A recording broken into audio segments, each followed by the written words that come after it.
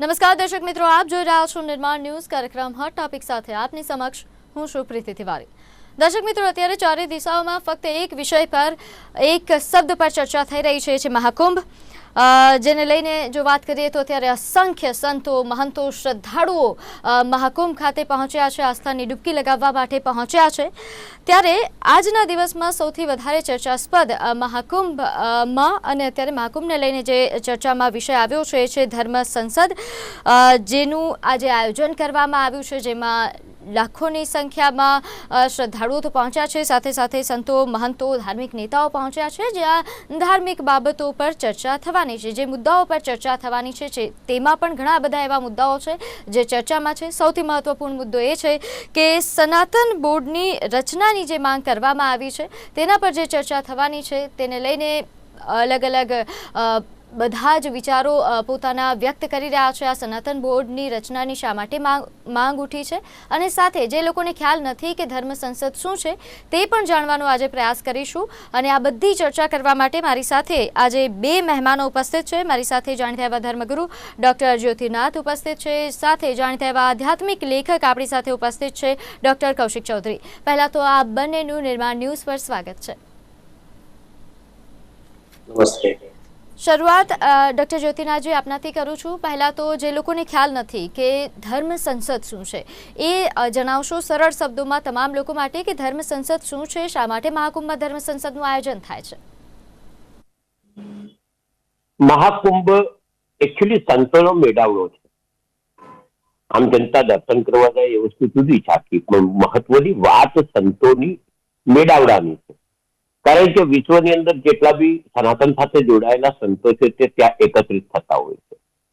સંસદીય ક્ષેત્રની વાત કરો તો આપણે ત્યાં ભારત દેશમાં જેટલી સીટો છે તે પ્રમાણે સંસદીય વિસ્તારથી એક પ્રતિનિધિ હોય, પણ બહારથી આવેલા સંતોનું પણ પ્રતિનિધિત્વ હોય અને તે બધા સંતો એકત્રિત થઈ અને અખાડાભાઈ ટીમ નક્કી કરી હોય કોર કમિટીની જેમ, તે નક્કી કરે કે હવે આગામી દિવસોમાં નિર્ણય નહીં કરવો। અત્યાર સુધી તમે જુઓ કે અત્યાર સુધી ઘણા બધા નિર્ણયો એવા છે કે જે લેવાયા છે ને તેના અમલ પણ થયા છે અને સમગ્રતયા આપણે એની અંદર સફળતા પણ મળે છે। આ એક પ્રક્રિયા છે સંતોની કે તમે એક નિર્ણય નક્કી કરે કે 4 વર્ષ પછી એ પ્રિવ્યુ કરવામાં આવે, પછી 3 વર્ષ પછી પાછો પ્રિવ્યુ કરવામાં આવે ને 12 વર્ષે મહાકુંભમાં એનો ફરી પાછો પ્રિવ્યુ કરવામાં આવે। આખી પદ્ધતિ છે ને તે સંતોની સાથે જોડાયેલી પ્રક્રિયા છે કે આખા દેશની અંદર સનાતનને કેમ ટકાવવો, સનાતનને ક્યાં ક્યાં મુશ્કેલીઓ આવે છે, સનાતનના કયા કયા મુદ્દાઓ હજુ લટકી રહ્યા છે તે વિષયો હોય છે। આ ઉપરાંત કૌશિકભાઈ, આમ જે રીતે જણાવ્યું જ્યોતિનાથજીએ કે ધર્મ સંસદ કે જેમાં તમામ ધર્મગુરુઓ, તમામ સંતો, મહંતો, એક તો મહાકુંભ છે એટલે એક મોકો મળ્યો છે કે આ તમામ લોકો એક જગ્યા પર એકઠા થયા છે, એટલે આ ખૂબ જ સારો એવો અવસર થઈ શકે અને આ અવસર પર ધર્મની બાબતો થવાની છે, ધર્મ સંબંધિત જે બાબતો છે તેના પર ચર્ચા કરવી જ જોઈએ। પરંતુ આનું આઉટકમ કેવા પ્રકારનું હોય છે એ પણ જણાવશો કે કયા કયા મુદ્દાઓ છે કૌશિકભાઈ કે જેની ધર્મ સંસદમાં નોર્મલી ચર્ચા થતી હોય છે અને આ વખતે જે ધર્મ સંસદમાં ચર્ચાઓ થવાની છે, જે મુદ્દાઓ ઉઠી રહ્યા છે તે કેટલા મહત્વપૂર્ણ છે? એટલે નમસ્તે પહેલા બધા નિર્માણ ન્યૂઝના દર્શક મિત્રોને। આ વખતની મહત્વપૂર્ણ એટલા માટે છે કારણ કે એક તો મહાકુંભ છે। લાસ્ટ ટાઈમ જે કુંભ આવ્યો હતો અર્ધકુંભ હતો અને આ મહાકુંભ છે। બીજું એ પણ છે કે 10 વર્ષના બીજેપીના શાસન પછી જે એક જેને કહેવાય કે હિન્દુવાદી સરકાર યા હિન્દુત્વનું જે એક સતત લગાતાર જેને કહેવાય કે એક માહોલ બન્યો છે દેશમાં કે આપણે એક રીતે ઓન કર્યું છે પોતાની સંસ્કૃતિને, આપણે જાગી રહ્યા છીએ। તો આ એ જ પ્રોસેસનું એક બહુ જ મહત્વપૂર્ણ સ્ટેપ આવ્યું છે। આનાથી આગળ ક્યાં જશે, કેટલું જશે આપણે જાણતા નથી, પણ આપણે એક પ્રોસેસના ભાગ છીએ અને આપણે એક એવા પડાવ પર આવ્યા છીએ કે જે હવે આપણે આપણી સંસ્કૃતિ, સભ્યતાને ફરીથી વ્યાખ્યાયિત કરવા માંગીએ છીએ, જે જૂની સદીઓ પ્રાચીન સમયથી ચાલી આવે છે એને ફરીથી, અને જેમાં ભ્રષ્ટતા આવી ગઈ છે, અશુદ્ધિઓ આવી ગઈ છે એને સુધારવા માંગીએ છીએ, ફરીથી આપણે એને એક ટાઈપે રીઅલાઇન કરવા માંગીએ છીએ। તો આપણે બચી તો ગયા છીએ બાહ્ય આક્રમણોથી છેલ્લા 1000 વર્ષમાં, પણ આપણા અંદર જે એક ડિસ્ટર્બન્સ આવી ગયો છે એને આપણે સુધારવા માંગીએ છીએ। તો એના માટેનો એક પ્રયાસ છે અને કારણ કે આ 10 વર્ષના બીજેપીના શાસનથી એક જે હિન્દુત્વવાદી માહોલ આવ્યો છે, આપણે રીતે કહીએ છીએ કે સત્તા આપણા તરફના લોકોની છે, કમસે કમ આપણને અન્યાય ના કરે એવી તો છે જ। તો એના કારણે જ આ ધર્મ સંસદનું વધારે મહત્વ હવે થઈ રહ્યું છે એનું કારણ આ છે. બીજું એમાં એક મહત્વપૂર્ણ એ પણ છે કે થોડું ઘણું સત્તા જ્યારે હોય કોઈ પણ પક્ષની કેમ ના હોય અને પોતાની આઈડિયોલોજી કોઈ પણ કેમ ના હોય એ દેશના બંધારણ સાથે જોડાયેલા હોય છે. અને દેશનું બંધારણ એક રીતે પંથ નિરપેક્ષ છે આપણે જાણીએ છીએ. તો હિન્દુ ધર્મમાં પંથ નિરપેક્ષતાના એ બંધારણના કારણે હિન્દુ ધર્મને જે અહીંયાનો આ ભૂમિનો ધર્મ છે, એક તો ધર્મ શબ્દ બહુ અલગ છે, જેને પણ આપણે શું છે રેગ્યુલર ડિસ્કશનમાં એને લઈ લઈએ છીએ, પણ છતાંય હિન્દુ જે આપણી સભ્યતા છે એ આ ભૂમિની છે. તો એના માટે કેટલીક જોગવાઈઓ તો તમારે કરવી પડશે, કારણ કે બાકી બીજા વિશ્વમાં ક્યાંય હિન્દુ સભ્યતાનું ઘર છે નહીં. તો જે છે આપણે છીએ, આ દેશ જ છે. તો આખા વિશ્વમાં જ્યાં પણ હિન્દુઓ છે એમનું ઘર એકમાત્ર આ છે. તો એ બધાની રક્ષા માટે પણ આ ઘરને સાચવી રાખવું જરૂરી છે, આ સભ્યતાને સાચવી રાખવી જરૂરી છે.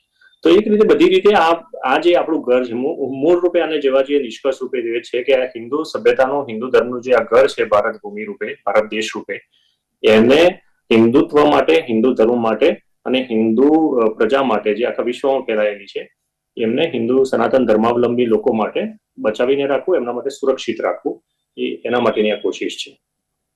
કૌશિકભાઈ, આપે જે રીતે જણાવ્યું કે હા, હિન્દુ ધર્મની રક્ષા માટે, સુરક્ષા માટે ધર્મ સંસદનું આયોજન કરવામાં આવતું હોય છે, એમના સુરક્ષા લગતી બાબતો પર ચર્ચા થાય છે. પરંતુ મુદ્દાઓ પર ચર્ચા કરીએ પહેલાં એ પણ જાણી લેવું છે કે ધર્મ સંસદમાં લેવાતા નિર્ણયો, અત્યાર સુધીમાં જેટલી પણ ધર્મ સંસદ ભરાઈ તેમાં લેવાયેલા નિર્ણયો, તેનો પ્રતિસાદ કેવા પ્રકારનો હોય છે? ધર્મ સંસદને કેવા પ્રકારનો પ્રતિસાદ મળતો આવ્યો છે? હા, એટલે ધર્મ સંસદ પણ છેલ્લા કેટલાક વર્ષોથી જ વધારે ચર્ચામાં છે. એનું કારણ એક તો આ કોઈ મીડિયા તો એને બ્રોડકાસ્ટ જલ્દી કરતું હોતું નથી. તો સોશિયલ મીડિયાનો છે છેલ્લા 5-1 વર્ષનો આ યુટ્યુબની ચેનલો અને એના પછીનો જે યુગ છે એમાં એને લોકો સામે એક જેને કહેવાય કે દર્શક મળ્યા છે, લોકો સુધી એની વાત પહોંચી છે. તો એ હજી તો હું કહું છું એમાં આ શરૂઆતના સ્ટેજ છે. આપણે નિર્ણયો કરી રહ્યા છીએ અને બહુ જરૂરી નિર્ણયો છે ધર્મ સંસદમાં. જેમ કે આ વખતની મહાકુંભમાં જેટલા પણ નિર્ણયો થયા બહુ જ આવકાર્ય હતા. તો હવે આપણે જોવાનું છે કે આને સનાતન સમાજ કઈ રીતે સ્વીકારે છે, કારણ કે આપણી પણ એક રીતે જીવનધારા અલગ રૂપે થઈ ગઈ છે ઘણી બધી. આપણા પહેરવેશ એવા થઈ ગયા છે, કાલ ઉઠીને એવો કોઈ નિર્ણય આવે છે આપણા પહેરવેશને લગીને, આપણા શિક્ષણને લગતા, તો આપણે પણ ઘણું બધું પોતાની જાતમાં ફેરફાર કરવો પડે. આપણે એના માટે તૈયાર છીએ કે નહીં, એ બધું પણ થશે. તો અત્યારે તો ખાલી આપણને એક રીતે આપણે એવું લેવું જોઈએ કે માર્ગદર્શન આપવામાં આવ્યું છે આપણા સિદ્ધાંતો મુજબ, અને એ માર્ગદર્શન મુજબ આપણે કેટલું ચાલી શકીએ છીએ અને આપણે કેટલા તૈયાર છીએ એ બધાનું ડિસ્કશન હવે શરૂ થશે. હું તો એમ માનું છું આ તો એક શરૂઆત છે. જે વસ્તુનો ઇમ્પ્લિમેન્ટ બિલકુલ થવું જોઈએ અને જેના પર વધારે જોશથી કાર્ય થવું જોઈએ એ છે કે જે ભ્રષ્ટતાઓ આવી ગઈ છે ધર્મના સ્વરૂપમાં. જેમ કે આપણે પાછલી વખત જ જે ડિસ્કશન કર્યું હતું કે પંચદેવ જે આપણા મૂળ આરાધ્ય દેવ છે એનાથી અલગ હટીને જે શરૂ થઈ ગયું છે, એ બધા ઉપર એક બ્રેક લાગે. એ બધાને એક અલ્ટિમેટમ આપી દેવામાં આવે કે તમે યા તો ફોર્મેટમાં આવી જાઓ યા પછી તમે અમારા હિન્દુ ધર્મના શાસ્ત્રોના અને શબ્દોનો યુઝ કરવાનું બંધ કરી દો, કોઈ એક અલગ નામ આપીને તમારા જે ભગવાન બનાવવા હોય, જે પંથ બનાવવા હોય બનાવો. તો આ રીતના જે તમારે જે અલ્ટિમેટમ આપવાના છે એ જે પેરીફરીની જે પરીગ ઉપર જે સંકટ છે એ પરીગના સંકટોને આપણે પહેલા આમાં ડીલ કરી શકીશું અને એના ઉપર જલ્દી કાર્ય થશે. જેમ જેમ એ કેન્દ્ર તરફ આવશે, આપણી જીવન પદ્ધતિ તરફ આવશે, તેમ વધારે ને વધારે એમાં ડિસ્કોર્સિસ થશે, જેમાં આપણી પણ આ બધી ચર્ચાઓનું સ્વરૂપ બદલાશે, આપણા તર્ક વિતર્કો, મત ભિન્નતાઓ સામે આવશે, એ બધું થશે. પણ હું એવું માનું છું કે જે પરીખ પર સંકટ છે એને હવે એડ્રેસ કરવું જોઈએ અને એમાં સફળ થશે જો આપણે એના પર વધારે કાર્ય કરીશું. આ ઉપરાંત જ્યોતિનાજી, એ પણ સમજવાની બાબત છે કે ધર્મ સંસદનો જે રીતે સવાલ થયો કે એના પ્રતિસાદ કેવા પ્રકારનો હોય છે, પરંતુ એ પહેલાં એ પણ જાણીએ કે એનું આયોજન શા માટે જરૂરી છે. જ્યારે ધર્મ સંસદનું આયોજન થાય છે તો એનો મુખ્ય હેતુ, ભલે મુદ્દાઓ અલગ અલગ હોય, પરંતુ કોઈ પણ ધર્મ સંસદનો જે મુખ્ય હેતુ છે એ કેવા પ્રકારનો રહ્યો છે? હું લગભગ 10મી ધર્મ સંસદનો સાક્ષી છું. જ્યારે મારી પોતાની વાત કરો તો આજે ધર્મ સંસદના આયોજનને પરિકલ્પો એવા છે કે આપણે જયારે શરૂઆત કરીએ તો અયોધ્યા માટે કહેતા હતા કે અભી તો ये जाती है, આ કાશી મથુરા બાકી, એ વિષયો છે. ગૌ માતાના રક્ષણની વાત છે, કામધેનુ કહીએ છીએ તો એના રક્ષણની વાત છે. આજે 84,000 ગાયો રોજની કપાય. આપણે વિશ્વની અંદર બીજા નંબર પર છે બીફ સપ્લાયમાં. એ કેમ? કે આપણે ગૌ માતા જ કહીએ છીએ તો આને કેવી રીતે રોકવી? અયોધ્યા વખતે આપણે પરિકલ્પના આપી હતી, સંકલ્પ આપ્યો હતો કે શેરીએ 11 હનુમાન ચાલીસાના પ્રયોગ કરવાને, દરેક ઘરમાં એક સંકલ્પ લેવડાવવાનો કે જ્યાં સુધી રામ મંદિર ન થાય ત્યાં સુધી એક વધારાની હનુમાન ચાલીસા બધાએ કરવી. ને અમે એમાં સફળ હતા. નહીં માનો તમે કે ખાલી મારી જ વાત કરું તો મેં 1200 થી વધારે પ્રોગ્રામ હનુમાન ચાલીસાને કર્યા. એવું હું એકલો નથી, બધા સંતો આ કામમાં લાગી ગયા. મૂળભૂત તો ધર્મને લોકો સુધી પહોંચાડવાની વાતો. બીજી વાત કૌશિકભાઈ કીધી, પણ હું તો સ્પષ્ટ શબ્દમાં કહું કે સનાતન ધર્મને હાનિ કરતા તત્વો સનાતનના નામે પોતાની ખીચડી ચલાવે છે, જે આપણા દેવી દેવતાઓને નીચા ગણાવવાની કોશિશ કરે છે ને સર્વોપરિતાની વાતો કરે છે. આ બધા જ તત્વોને કેમ રોકવા, એમને અલ્ટિમેટમ આપવાનું, એમની સામે કયા કયા એક્શન લેવાય, કેમ લેવાય, આ બધી જ વસ્તુની ચર્ચા થશે. ત્રીજી વસ્તુ, જ્યારે કુંભ ચાલુ થયો ત્યારે આપણે તમે જોયું કે આપણે ડિક્લેર કર્યું કે આ સમાજના લોકો પર કર્મીઓ અહીંયા પ્રવેશ ન કરે. ત્યારે એવું કીધું કે આ બધી જગ્યા વકફની છે. આ હિન્દુસ્તાનની અંદર સનાતન ધર્મની પરિકલ્પના છે. તમે તો પછી આવ્યા, તમને જગ્યા વકફને જગ્યા આપી હતી તો સનાતનીઓ આપી છે, તો તમે વકફ વાળા પાછા અમારી પર સર કરો છો. એટલે હવે જે પરિકલ્પના છે તે સનાતની બોર્ડ, એટલે કે હિન્દુ બોર્ડ જેને તમે લોકો કહો છો, તેની રચના કરવી અને તેની અંદર સરકાર હસ્તકના મંદિરોથી માંડીને બીજા મંદિરો સુધીની વ્યવસ્થા કરવી. કારણ કે ઘણા બધા મંદિરો છે સરકાર હસ્તક છે, ખરેખર એની પર અધિકાર મહંતનો છે, એની પર અધિકાર અખાડાઓનો છે, એની પર અધિકાર પરંપરાઓનો છે, તે ખલાસ થઈ ગઈ છે, તે પણ સાચવવાની જરૂર. એટલે આવી ઘણી બધી વસ્તુ છે. એક વાત એવી પણ આવે છે કે કતલખાના તો એમ કે અમારે કાલે જ એક ચર્ચા થઈ હતી ધર્મ સંસદના લક્ષી વિડીયો કોન્ફરન્સ થઈ, જેમાં કીધું કે સનાતનીઓ ક્યાંક ને ક્યાંક આ કતલખાનાઓના માલિક છે, કે એને ધર્મની બહાર કાઢવાનો, એને ધાર્મિક બહિષ્કાર કરવાનો. અરે આ બધી ઘણી બધી મેટરો છે કે જે આ સમાજની જાગૃતતા માટે કીધું. બહુ સરસ કૌશિકભાઈ કીધું, પહેરવેશ થી લઈને તિલક લગી દરેક વસ્તુ આવશે. તે કેવી રીતે અમલ કરવો, કેમ કરાવવો, એ બધી જ વાતો હવે ધીરે ધીરે ધીરે ધીરે લોકો સુધી પહોંચાડી છે. કારણ કે આપણે પાશ્ચાત્ય સંસ્કૃતિની દોડની અંદર ક્યાંક સનાતનથી દૂર થઈ ગયા છે. પાશ્ચાત્ય તો રાખો, શ્રી 420 નું ગાયન યાદ આવે, મેરા જૂતા હૈ જાપાની પતલું હિન્દુસ્તાની, સર પે લાલ ટોપી ફિર ભી દિલ હૈ હિન્દુસ્તાની. આ બધાને શીખવાડવાનું છે. બિલકુલ. હવે કૌશિકભાઈ, જ્યારે વક્ફ બોર્ડનો વિરોધ થઈ રહ્યો છે, એટલે કે કોઈ બોર્ડનો જ્યારે વિરોધ થઈ રહ્યો હોય એ વચ્ચે સનાતન બોર્ડની માંગ, એનો શું અર્થ?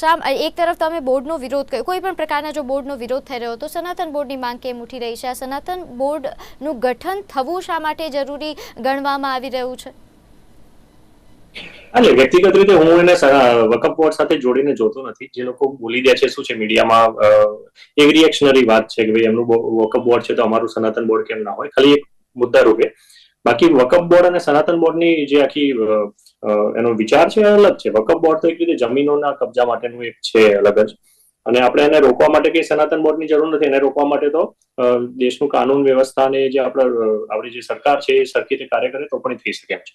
સનાતન બોર્ડની જે જરૂર છે એ શું છે કે એક રીતે આપણો હિન્દુ ધર્મ ઇન્સ્ટિટ્યુશનના મુદ્દે અને વ્યવસ્થાઓના મુદ્દે લાવારીસ બની ગયો છે. કારણ કે આપણા બધા સ્ટ્રક્ચરો ખતમ કરી દેવામાં આવ્યા છે બ્રિટિશરો દ્વારા.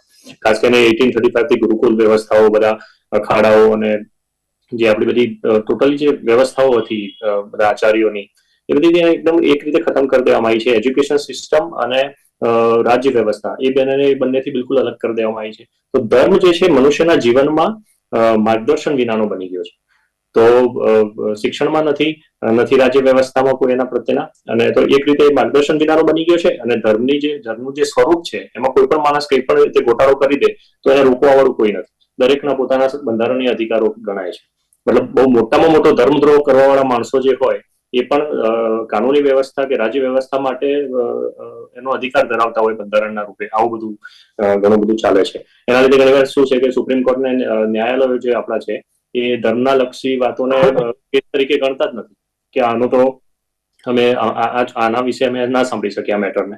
આવા બધા કેટલાક મુદ્દા છે. મંદિરોનો સૌથી મોટો મુદ્દો તો મંદિરોને રાજ્ય સરકારોથી મુક્ત કરવાનો મુદ્દો છે. કારણ કે ખાલી એક તો આપણે એક બાજુ પંથ નિરપેક્ષ રાષ્ટ્ર કહીએ છીએ અને પછી દેશના આટલા મોટા બહુમતી સમાજનો જે ધર્મ છે એના મંદિરોને તમે તમારા હાથમાં રાખ્યા છે. આપણી બધાની આવક એક રીતે સરકાર પાસે જઈ રહી છે જે આપણે મંદિરોમાં ભરાઈએ છીએ. તો એ બધા મંદિરોને મુક્ત કરવો એનો મુખ્ય મુદ્દો છે. અને બાકી ધર્મને સુરક્ષિત કરવાનો મુદ્દો છે. વકફ બોર્ડ તો સરકાર પોતાની રીતે એને હેન્ડલ કરી લેશે. એમાં આપણે સનાતન બોર્ડને કંઈ સામે પડાઈને કંઈ કરવાના નથી. સનાતન બોર્ડની જરૂર તો જેમ કે આપણે તિરુપતિ બાલાજીમાં જે મુદ્દો આવ્યો હતો કે એમાં પ્રસાદમાં માંસના ટુકડા અને માંસની પેદાશ મળી હતી.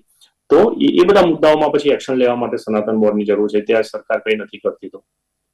તો સનાતન બોર્ડ એક જાતનું હિન્દુઓનું ઇન્સ્ટિટ્યુશન છે કે જે હિન્દુ રક્ષા માટેનો વોઇસ સનાતન બોર્ડ ઉઠાવે અને સરકારને બાધિત કરે કે તમે આના ઉપર એક્શન લો. તો એ રીતનું એ માટે છે. પછી એમાં વકફ બોર્ડ પણ આવી ગયું અને કઈ પણ હોય વકફ બોર્ડ મુકેશ અંબાણીના જમીન ઉપર દાવો કરતું હોય એમાં સનાતન બોર્ડ વચ્ચે ના બોલે, પણ કોઈ મંદિર ઉપર દાવો કરતું હોય તો સનાતન બોર્ડ બોલે. અને એવી જ રીતે આપણા કૃષ્ણ મંદિર જે છે મથુરાનું અને કાશી વિશ્વનાથ મંદિર છે જેના મસ્જિદો જે બનાવી દેવામાં આવી છે એ જમીન પાછી લેવા માટે પણ સનાતન બોર્ડ વાત કરી શકે.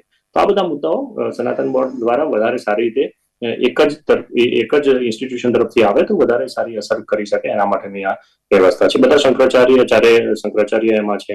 બધા અખાડાના મહામંડલેશ્વર અખાડા પરિષદના અધ્યક્ષો એમાં છે. બધી સમિતિઓ હિન્દુ મહાસભાની પણ હિન્દુ ધર્મને લગતી સંતોની જેટલી પણ સમિતિઓ છે આચાર્ય સભાની એ બધી એ પણ એમાં છે. તો સરકારના પણ એક પ્રતિનિધિને એમાં રહેવા માટે કહેવાયું છે. તો આ બહુ સારી એવી વ્યવસ્થા ઉભી કરવામાં આવી રહી છે જો થઈ છે તો. જો સનાતન બોર્ડની રચના થાય છે તો જે પ્રાથમિક બાબત છે કે મંદિરોની સંપત્તિ એની જગ્યાને સુરક્ષા મળશે. આ ઉપરાંત પણ શું આ બોર્ડ ફક્ત આ કાર્યો પૂરતું સીમિત રહેશે કે આ ઉપરાંતના પણ કોઈ કાર્ય છે આ બોર્ડ દ્વારા થઈ શકે? આ ઉપરાંતના પણ કોઈ ફાયદા? પેલા તો મેં પહેલા જ કીધું કે મંદિરોની મેટર બહુ મોટી છે, પણ તે સાથે સાથે સનાતનીઓની રક્ષાની મેટર પણ આવે છે. આયે દિન કિશન ભરવાડ કે દરજી જેવી મેટરો ન થાય ઉદયપુરના, એ પણ જરૂરી છે. જે ધર્મની રક્ષા કરવા માટે કે આપણે ત્યાં આગળ ગૌશાળાઓ ચાલે છે તેનું પ્રચલન એ બધી વિષયો પણ આની અંદર આવવાના છે. કારણ કે તમે જુઓ કે ઘણી વખત એવું થાય કે મહિને 30 રૂપિયા સરકાર આપે ગાયના માટે, 30 રૂપિયામાં એનો ચારો કેવી રીતે પૂરો થાય? એ શક્ય નથી. આવું તો ઘણી બધી વાતો છે, નાની નથી. ત્રીજી બહુ મોટી વાતો છે કે તમે મસ્જિદોમાં ને દારૂલ ઉલૂમના ઘણી બધી જગ્યાએ જે મૌલવીઓ હોય છે તેમને પગાર આપવામાં આવતો હોય છે, તો પછી મંદિરોના આશ્રમોના પૂજારીઓને કે એના વ્યવસ્થાપકોને કેમ સહાય નથી આપતા? ખાલી પૈસા લેવા માટે?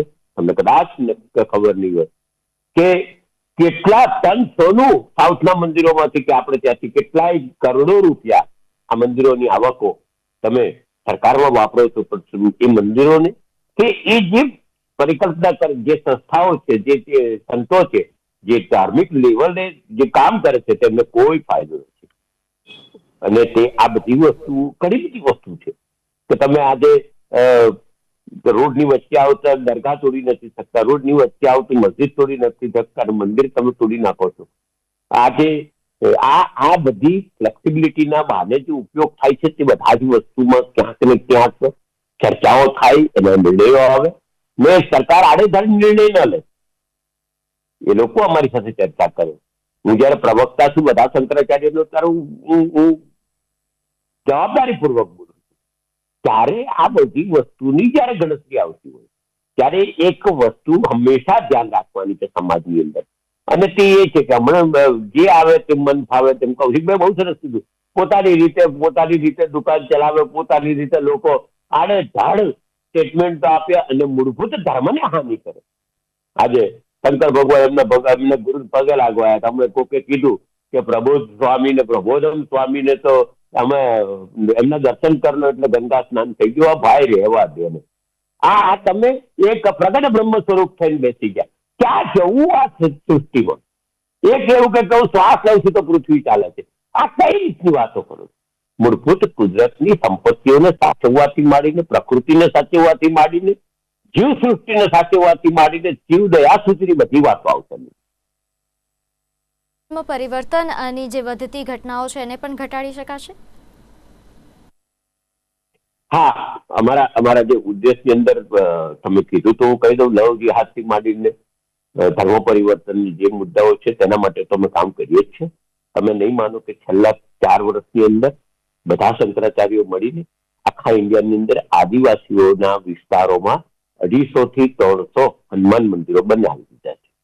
આજે અમે અમારી રીતે કામ કરીએ છીએ, બોટમ લેવલ પર કામ કરીએ છીએ. એમને અનાજ પૂરું પાડવાથી માંડીને એ લેવલના તબક્કાના લોકો કે જે જંગલમાં રહે છે, જેમની પરિસ્થિતિ નથી, તે લોકોને બધી ફેસિલિટીઓ પૂરી પાડવા માટેની આખી એક વ્યવસ્થા ઊભી થઈ છે અને તેમાં બહુ સફળ છે અમે લોકો. અચ્છા કૌશિકભાઈ, એક બાબત આ પણ બહાર આવી રહી છે કે જે ખૂબ જ સરાહનીય હું માનું છું કે મંદિરની સંપત્તિથી ગુરુકુળ બનવાની જે બાબત છે કે જે મોડર્ન પણ હોય, ઇંગ્લિશ મીડિયમ તો ભણાવવામાં આવે પરંતુ સાથે સાથે સંસ્કારો પણ શીખવવામાં આવશે. આવા ધર્મ સંસદમાંથી આવા જે નિર્ણયો છે તે આવવા કેટલા જરૂરી છે અને આ નિર્ણયને આપ કઈ રીતે જુઓ છો?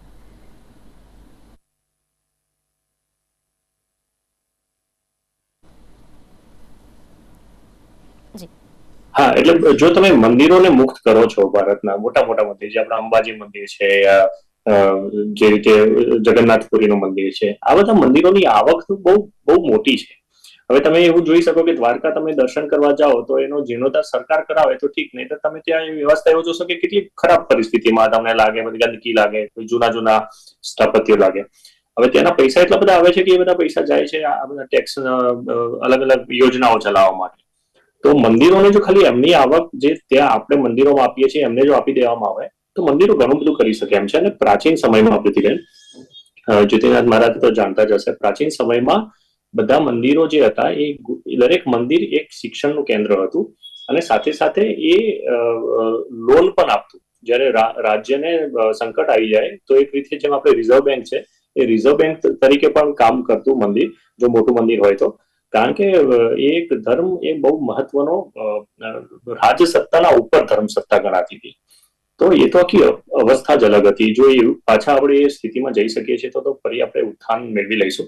હા, મંદિરો મુક્ત કરાવવાથી પાછું ઘણા બધા પ્રોબ્લેમ છે કે મંદિરો મુક્ત અલગ અલગ જગ્યાએ અનેકો મંદિર છે તો એના માટે એક બોર્ડ જોઈશે જ. એના સિવાય તો તમે મુક્ત પણ કેવી રીતે કરી શકશો? દરેકના પોતપોતાના પછી માલિકો બની જાય અલગ અલગ અને એમના વચ્ચે કોઈ કોર્ડિનેશન ના હોય તો પણ એક ખોટી વ્યવસ્થા. સરકાર જે ટાળી રહી છે વાતને એના કારણે જ. તો સનાતન બોર્ડ એની પ્રાથમિક જરૂરિયાત છે એકચ્યુઅલી. ડોક્ટર, આમાં બીજી એક વાત એવી છે, એક આમાં બીજી વાત એવી છે કે સરકાર હસ્તક મંદિર છે, એનો ટ્રસ્ટી જે હોય છે એ કલેક્ટર હોય બીજા કોઈ બોર્ડમાં ચેરમેન તરીકે મૂકે છે. હવે એવી વ્યક્તિને મૂકવામાં આવે છે કે જેને આ ધર્મ વિશે કોઈ માહિતી જ નથી.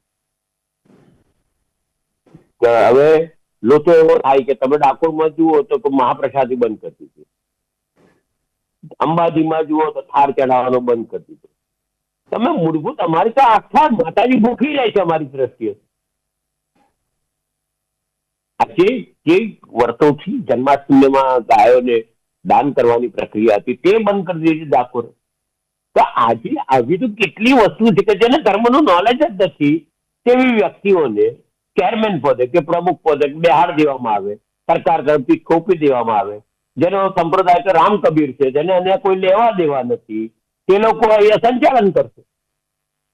તો કાલે તો એવું બી થશે કે કોઈ ફૈજલ ખાન આવીને સાથ ચલાવશે, કલેક્ટરમાં આવ્યો હોય છે ચલાવતો હોય છે. તો અંબાજીના પ્રસાદની અંદર કલેક્ટર આનંદ પટેલનો તગલગી નિર્ણય, તમે જુઓ કે સમાજમાં શું થઈ રહ્યું. મૂળભૂત ચીકી ઘુસાડવાનો સરકારનો પોતાનો મદ ઇરાદો, અમે ચાલવા ના દીધું એ વસ્તુ સુધી, પણ એ બધું બધે નડે છે, આસ્થાઓ સાથે નડે છે.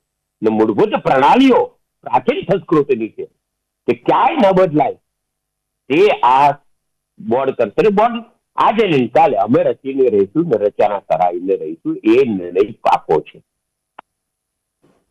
સંચાલન આ મંદિરોનું સંચાલન એવા લોકો કરે, સારા ઈરાદાથી કરવાવાળા લોકો, ધાર્મિક ભાવનાઓ ધરાવતા લોકો જો સંચાલન કરે તો યોગ્ય રીતે સંચાલન પણ થઈ શકે. અને અત્યારે જે છેલ્લા ઘણા સમયથી આવી જે અફવાઓ ઉડી રહી છે અને દેખાઈ પણ રહ્યું છે, ઘણી જગ્યાઓ પર એવા પુરાવા પણ લોકો આપતા હોય છે કે મંદિરો હવે ફક્ત પૈસાની કમાણી કરવા માટેના સ્ત્રોત બની ગયા છે, કારણ કે જે સંચાલન કરનારા લોકો છે એમની ભાવના કોઈ ધાર્મિક ભાવના રહેલી નથી, ફક્ત પૈસા કમાવવાની ભાવના હોય કદાચ.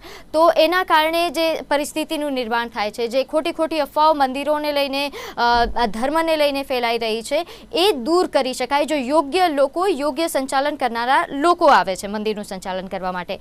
આ સાથે ડૉક્ટર જ્યોતિનાથજી, છેલ્લો સવાલ એ પણ કે હવે સનાતન બોર્ડની આટલી માંગ, કારણ આમ તો આ બોર્ડની માંગ એ કોઈ નવી માંગ નથી, આ પહેલાંથી પણ સનાતન બોર્ડની માંગ કરવામાં આવી રહી છે, પરંતુ શું લાગે છે કે આ ધર્મ સંસદ બાદ, મહાકુંભમાં યોજાયેલી આ ધર્મ સંસદ બાદ કોઈ સરકાર તરફથી કેવા પ્રકાર ના પ્રતિસાદની આશા છે, અને શું લાગે છે કે કેવી અપેક્ષા છે સરકાર તરફથી, શું કેટલો વિશ્વાસ છે સરકાર પર? મારો કહેવાનો અર્થ એ છે. એટલે સરકાર પર વિશ્વાસ કરતા અમને અમારી પર વિશ્વાસ વધારે છે, કારણ કે બેઝિકલી જ્યારે ભારત દેશના અંદર તમે લોકો સનાતનના નામે રાજ કરો છો, કોઈ બી સરકાર હોય, સરકાર કોઈ એક ધર્મ નિરપેક્ષતા છે એટલે કોઈ એક સરકારનું નામ નથી લેતો, તો પછી બહુલક પ્રજાની શું ડિમાન્ડ છે તે સમજવી પડશે સરકારે. ન તો જે બી સરકાર અમારી સાથે નહીં હોય તેને ખામિયાજો બી ભોગવવો પડશે. અમે એ લેવલે જઈશું, કારણ કે ગામ લેવલ પર, નીચે લેવલ પર પણ સંતો આ રીતે પોતાનું કર્તવ્ય કરશે. અમે તો લોકોના પૈસાથી જીવે છે પ્રીતિ, અમે પૈસા કમાવા જતા નથી, લોકો અમને જીવાડે છે. આ સમાજ આધારિત છે, તો આ સમાજનો ધર્મ, આ સમાજનું કલ્યાણ, આ બે વિશે તમારી જિંદગીમાં રહેવાનું ને એના માટે જે કરવું પડે, જે લેવલે કરવું પડે તે લેવલે આ વખતે સંતો ઉભરતા હોય તૈયાર. ડૉક્ટર કૌશિક, આપની શું પ્રતિક્રિયા છે આ મામલે? શું આ વખતે સરકારનો આ માંગ પર પોઝિટિવ રિસ્પોન્સ હોઈ શકે? કારણ કે ન ફક્ત સંતો મહંતો પરંતુ જે કરોડો શ્રદ્ધાળુઓ પહોંચી રહ્યા છે એમના તરફથી પણ આ જ પ્રકારની માંગો ઉઠી રહી છે. સનાતન બોર્ડ બનાવવા વિશે સરકાર તો એક રીતે હિન્દુત્વવાદી અને સંઘના સાથે જોડાયેલી જ છે, તો એ બિલકુલ એને વોશ ઓફ કરી દે એવી સરકાર તો છે નહીં. એના મગજમાં હશે જ સનાતન બોર્ડ, પણ એને કેટલીક પ્રોબ્લેમેટિક કેટલીક વાતો સંભાળીને કરવાનું છે એને એ રીતે છે કે કોના હાથમાં જાય છે, આખા દેશની 100 કરોડ હિન્દુઓની ધર્મ સત્તા કોના હાથમાં જાય છે, કોણ કઈ રીતે એને ચલાવશે, જાતિવાદ વાળા જે જૂના મુદ્દાઓ છે ફરી કઈ રીતે ઉભા થશે કે શું થશે, આ બધા એમના કેટલાક ક્રુશિયલ પોઈન્ટ પર સરકાર વિચારતી હોઈ શકે. તો એને કમસે કમ હું એવું માનીશ કે જેમ બાપુએ કહ્યું કે સંતો તો એટલા એગ્રેસિવ અને જરૂર એકદમ ઉભા થઈ ચુક્યા છે સમાજ માટે, ધર્મના રક્ષણ માટે, તો સરકારે હવે 2 કદમ આગળ આવીને કમસે કમ ડાયલોગ તો શરૂ કરે સંતોની એ ધર્મ સંસદ સાથે. એ સ્ટેપ જ્યાં સુધી શરૂ નથી થતું ત્યાં સુધી હું માનું છું કે આપણે સરકાર ઉપર પ્રેશર પણ લઈ શકીએ અને અટેક કરી શકીએ કે તમે હજી પૂરતું કરી નથી રહ્યા. જ્યારે ડિસ્કશન શરૂ થઈ જાય પછી આગળનું રાઉન્ડ આપણે સમજી શકીએ. તો સરકારે હવે આના ડિસ્કશનમાં તો સામેલ થઈ જવું જોઈએ સામેથી, એટલું હું માનું છું. આ બંને મહેમાનો અમારી સાથે જોડાયા તે બદલ આપનો ખૂબ ખૂબ આભાર. ખૂબ ખૂબ આભાર. તો દર્શક મિત્રો, હાલ કાર્યક્રમ હોટ ટોપિક પર બસ આટલું જ. આપ જોતા રહો નિર્માણ ન્યૂઝ. નમસ્કાર.